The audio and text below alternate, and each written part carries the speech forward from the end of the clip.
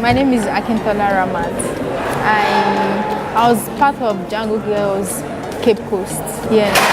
So, and that was like my first time.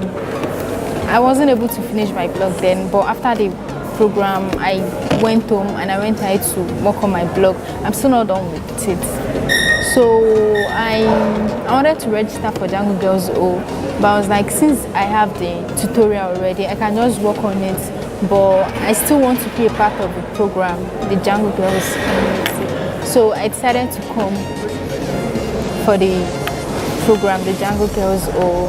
And said, look at first letter case with the rest of the lower case, true. But this one won't work. Only this one will work. When I got here, I found Jifa. She doesn't have a coach. She needs help. And I thought to myself, I know this thing, even though I don't know everything, but I still like have an idea of what to do and everything.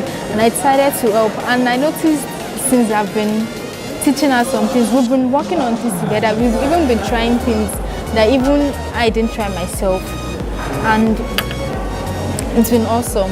I've been able to learn more about Python, Django, and other things.